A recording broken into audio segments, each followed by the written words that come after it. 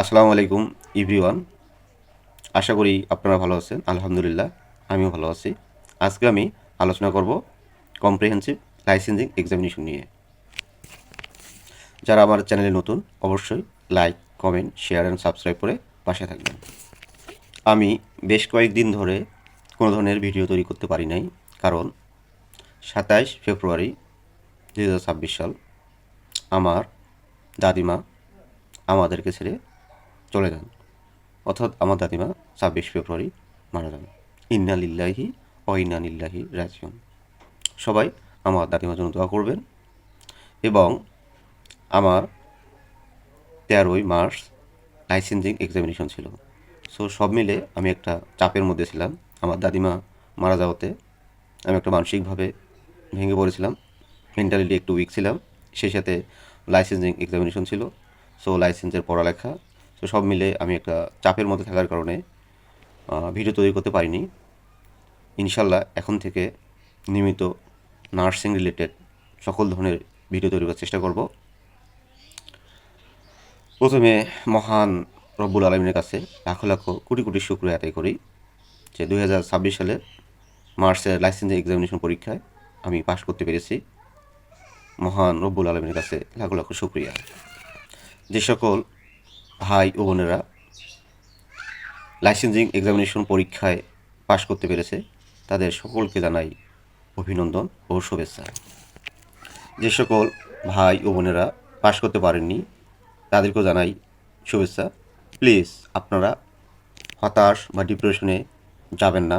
আল্লাহর উপর বিশ্বাস রাখুন, ধৈর্য ধারণ করুন এবং যথাযথ পরিশ্রম করুন। ইনশাআল্লাহ নেক্সট সেপ্টেম্বরের লাইসেন্সিং এক্সামিনেশন পরীক্ষায় আপনারাও পাশ করবেন। যেহেতু এবারে লাইসেন্সিং এক্সামিনেশন পরীক্ষায় আমিও নিজে একজন পরীক্ষা দিয়েছিলাম, সো আমার এই অভিজ্ঞতা থেকে কয়েকটি কথা শেয়ার করতে চাই।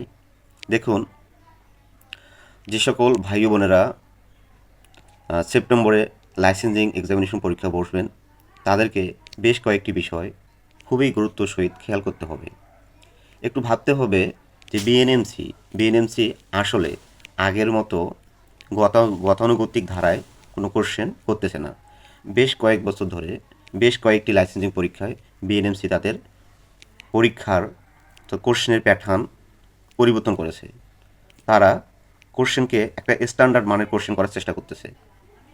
আমি এবারে যেহেতু লাইসেন্সিং পরীক্ষায় একজন পরীক্ষা দিয়েছিলাম, সেখান থেকে আমি বিএসসিতে পরীক্ষা দিয়েছি এবং আমি পরীক্ষার কোশ্চেন প্যাটার্ন দেখে আমার কাছে যতটুকু মনে হলো যে এবারে যে কোশ্চেনটা করছে বিএনএমসি, সো এই কোশ্চেনটা অনেক কঠিনও না, আবার অনেক সহজও না, একটা মাঝারি মানের, একটা মিডিয়াম মানের একটি কোশ্চেন বিএনএমসি তৈরি করার চেষ্টা করেছে। অর্থাৎ যাকে আমরা বলতে পারি যে বিএনএমসি একটা স্ট্যান্ডার্ড মানের কোশ্চেন তৈরি করেছে। সো আমাদেরকে এখন থেকে মনে রাখতে হবে যে আমাদের সবার যে ধারণা যে বিগত সালের কোশ্চেন শুধু অ্যানালাইসিস করব আর সেই সাথে যে কোনো ধরনের একটা ভর্তি যে কোনো একটা লাইসেন্সিং গাইড বা যে কোনো একটা বাজার থেকে একটা গাইড নিয়ে পড়বো তাহলে লাইসেন্স পরীক্ষা পাশ করব। সো আমাদেরকে সকলকে এই ধারণা থেকে বের হয়ে আসতে হবে। আমাদেরকে বিএনএমসির পালস বুঝতে হবে, অর্থাৎ বিএনএমসি কোন ধরনের কোশ্চেন করতেছে বা কীভাবে কোশ্চেন করার চেষ্টা করতেছে এই বিষয়টুকু আমাদেরকে খেয়াল রাখতে হবে। সো গতানুগতিক পড়ালেখা না করে আমাদেরকে সিস্টেমেটিক পড়ালেখার মধ্যে আসতে হবে এবং আমাদেরকে যে আমরা 3 বছর বা 4 বছর যে একাডেমিক যে বিষয়গুলোর উপরে পড়ালেখা করেছি সেইগুলো একাডেমিক বিষয়গুলোর উপরে আমাদেরকে ধারণা নিতে হবে, অর্থাৎ একাডেমিক বিষয়গুলোর উপরে আমাদেরকে বেসিক ক্লিয়ার রাখতে হবে। পাশাপাশি আমাদের ক্লিনিক্যাল প্র্যাকটিস এবং ইন্টার্নশিপে যে আমরা এখান থেকে কি শিখছি বা প্র্যাকটিক্যালি কি আমরা কি অর্জন করতে পেরেছি। সো এখান থেকেও আমাদেরকে ক্লিনিক্যাল সেক্টর থেকেও আমাদেরকে খুব সতর্কতার সহিত ডিউটি করতে হবে এবং আমাদের এখান থেকেও শেখার আছে এবং এখান থেকেও আমাদের পরীক্ষায় আমরা প্র্যাকটিক্যালি কী শিখতেছি বা কী জানতে পারলাম সেই বিষয় থেকে আমাদেরকে মাথায় রাখতে হবে এবং এভাবেই আমাদেরকে অ্যানালাইসিস করে পড়ালেখাগুলো করতে হবে। এছাড়াও বিএনএমসি তাদের কোশ্চেনগুলো এরকম করেনি যে আপনি কোশ্চেন পড়ার পরে সাথে সাথে আপনার অটোমেটিক অ্যান্সার মনে আসবে বা আপনার অ্যান্সার মুখস্থ আছে, এরকমটা কিন্তু না।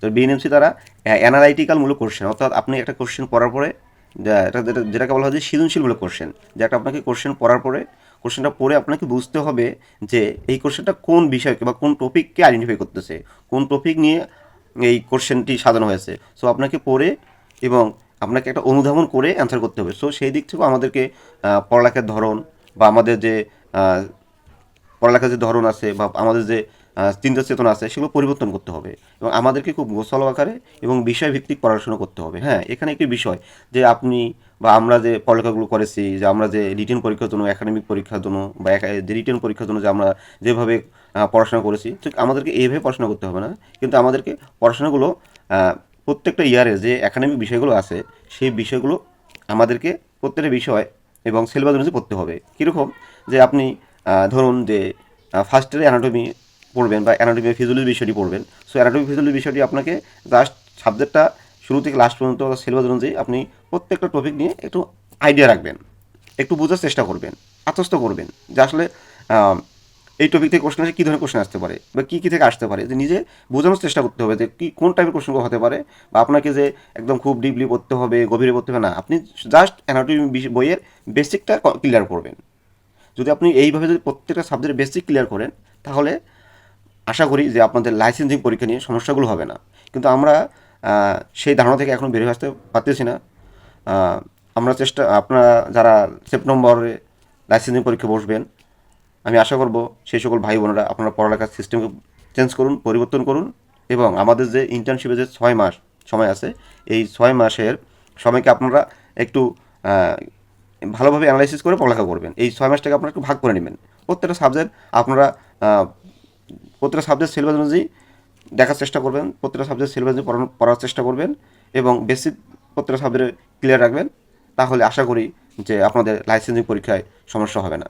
এখানে আরেকটি বিষয় হচ্ছে যে এবারে যে লাইসেন্সিং পরীক্ষা দেখা গেলো যে বিএসসিরা অনেক ভালো করলো, বিএসসিতে পাশের অনেক ভালো এবং ডিপ্লোমা ইন মিডিওপেথি, diploma in nursing science and মিডিওপেথিদের পাশে আর খুবই খুবই তলানিতে।